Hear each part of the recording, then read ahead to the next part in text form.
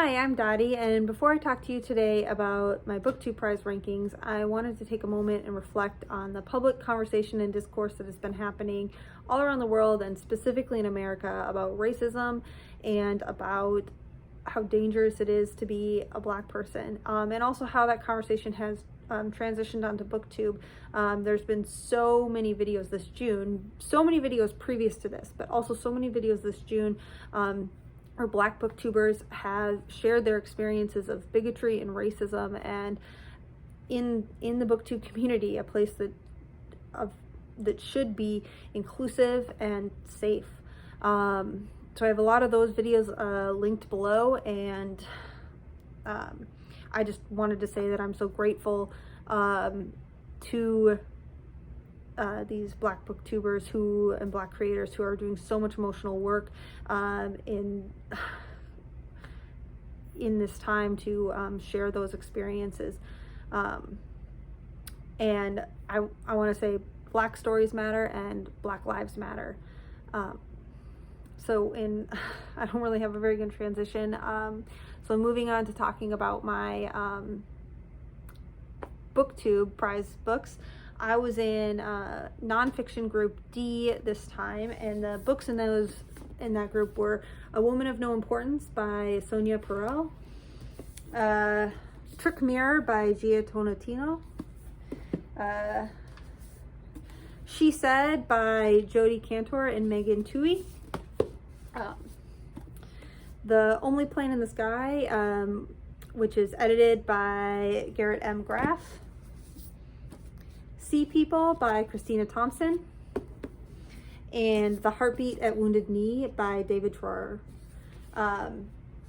So I think I'm just going to do what I did last time, which is talk about these in the order that of my rankings, and kind of talk about my experiences as I go through that order. So for me, my bottom two were fairly easy, but my top four were so close.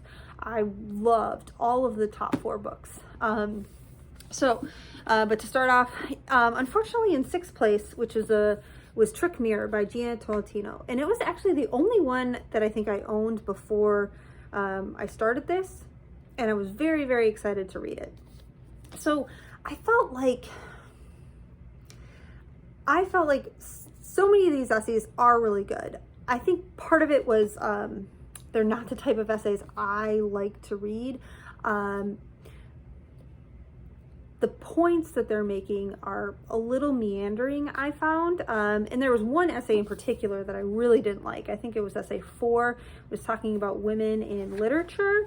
First off, so many spoilers, which is fine, but just know that going in. But then also, I don't know, she's just listing plot summaries of these books, which it was interesting, but I guess I prefer essays with a little bit more of a through line rather than a conversation. I actually liked some of her more personal essays, the ones that were talking about kind of some of her personal ones. She has a couple,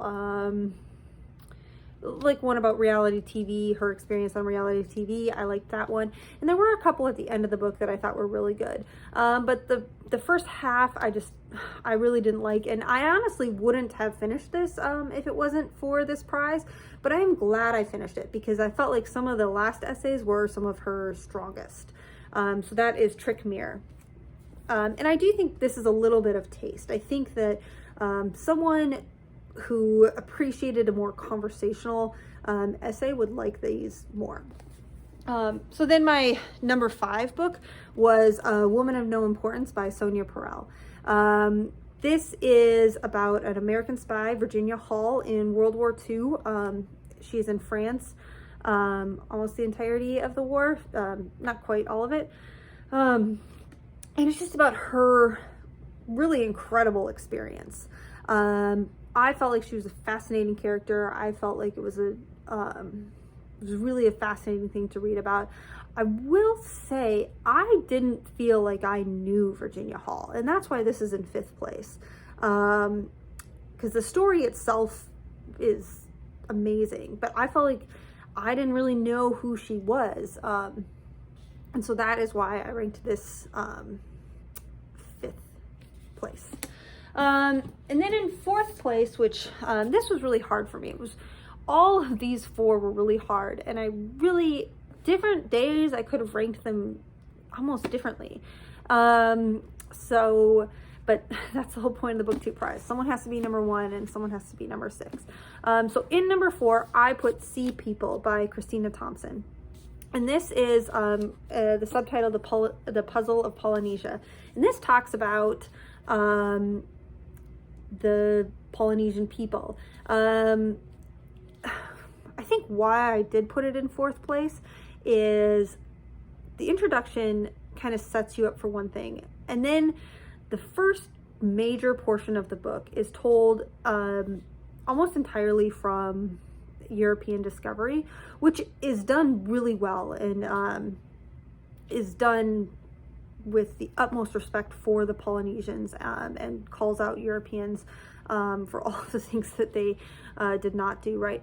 But I think I just wasn't really prepared for that. You know, I was prepared for a little bit more of kind of like working in and seeing how these people view themselves. I didn't expect so much of it to be from kind of a discovery standpoint, which is maybe my own kind of fault and expectation. But the writing was absolutely incredible. The story was incredible. And yeah, I've already recommended this to one of my parents. So I really, really enjoyed this book. And then in number 3 is The Heartbeat at Wounded Knee. So The Heartbeat at Wounded Knee is Native America from 1890 to the present. And this is a story basically of that. There's a little part in the beginning that does cover pre-1890. It's pretty short. And then all the way through to the present day. My favorite parts of this book were the personal stories when he would either they were members of his own family, the author's own family, or other people that he knew and met. He told their personal stories, and that was my favorite part of the book. The history was also fascinating and incredibly enlightening to read about. Some of the history did get a little there were parts where there's one part where he quoted a huge chunk, which I thought was excellent, and he kind of explained why he quoted that huge chunk. But then there are other parts where he did long quotations, and the history writing didn't seem quite as seamless as the memoir part of the book. But I loved this book, and honestly, I was thinking about this and I didn't know if I was going to say it or not, but like, honestly, I think if I had to do it over again, I would put this as number 2 and my number 2 book as number 3. Should I be admitting that in this video? I don't know, but whatever. It's what I did is I put this as number 3, which did for me mean that it should go on. And why well, I'll talk about that after. Okay, I'll talk about it after. So my second book was She Said by Jodi Kantor and Megan Twohey. This book is about the journalist who broke the Harvey Weinstein trial. And I think I've heard this critique so many times. I loved this book, and this was so fast-paced and so amazing to read. It really drew you in. I will say the back third, why I do think that was an important story and something to tell. The tone changed without kind of letting the reader know what was happening, right? The first part is so personal, and Jodi Kantor and Megan Twohey are talking about things that they were so intimately involved in. And then the last third is they are not. And there was no really setup to kind of let the reader know. I was actually kind of waiting for a point when they came to a really important part of the story, and they never really did. But this was an absolutely fascinating book. And so then finally, my number 1 book is The Only Plane in the Sky, which is an oral history of 9/11.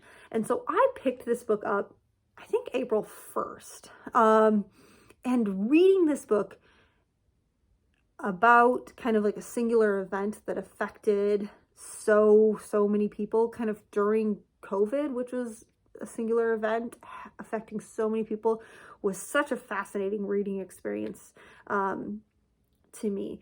But this is really just an oral history. So if you can see here, it's like different people's paragraphs, and they don't necessarily transition super well because it's just someone's recollection next to someone else's recollection. But the story being told in that way was just so powerful and so moving. And the reason I rank this as number one is because this is what I'm so fascinated by. I'm so fascinated by people's stories and how people remember things and how people kind of put things together, and to kind of do all of that in this book was just really, really incredible.